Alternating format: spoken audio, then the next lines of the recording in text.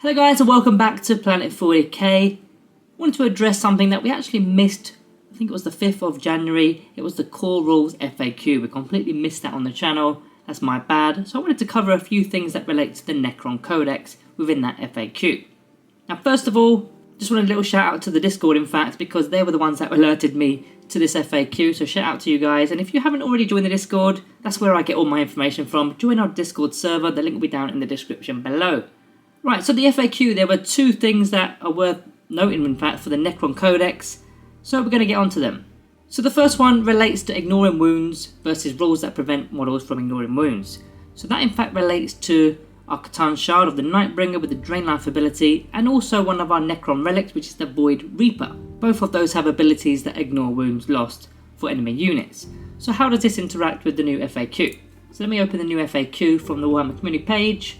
I'm not going to read the entire passage out, but basically give you a little bit of context here. Before this FAQ, if we were going up against models such as Death Guard, for example, they've got a -1 to the damage output because of their disgustingly resilient ability. So if we were to take our Nightbringer, Catan Shard of Nightbringer, and we were using our big weapon, which is the Strength 14 weapon, with the Drain Life ability, it wouldn't actually come into effect because it was a modifier to our weapon damage as opposed to them losing wounds.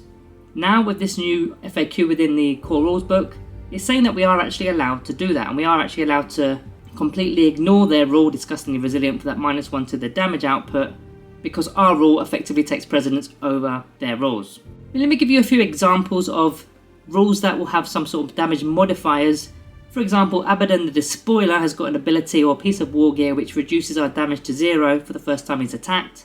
Also there's things such as Infiltrators with their Helix Gauntlet ability, or Helix Gauntlet war gear in fact, that also reduces damage to 0.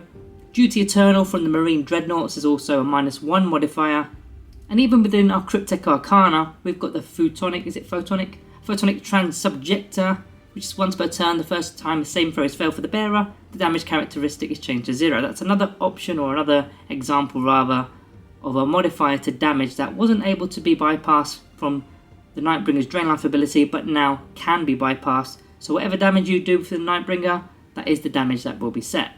In fact, it goes even further than that, because Armour of Contempt isn't a thing anymore. So when we used to bring out the Nightbringer using the Night Scythe, or the Scythe of the Nightbringer, sorry, Entropic Blow profile, Strength 14, -4 AP, D6 damage, going up against Armour of Contempt, so going up against a standard Space Marine troop, they were still getting a 6+ armour save because of Armour of Contempt. That's also out the window. Now there is a second part to the FAQ which is relating to the Silent King. Let me just get this up on my screen. Now it previously was a big deal, now it's not so much of a big deal, but they've just put it in there to clarify certain rules.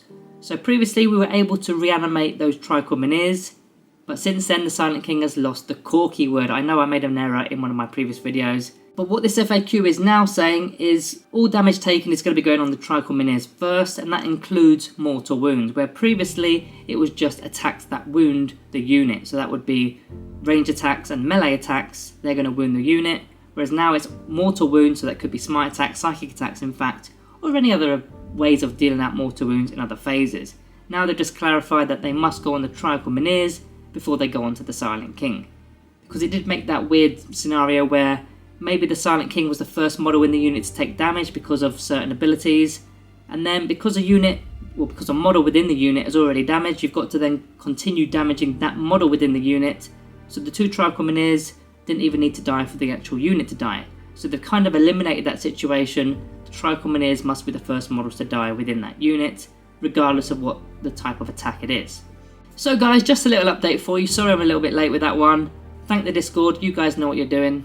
But yeah, other than that guys, all that's left to say is thank you all for watching. I'll see you in the next one.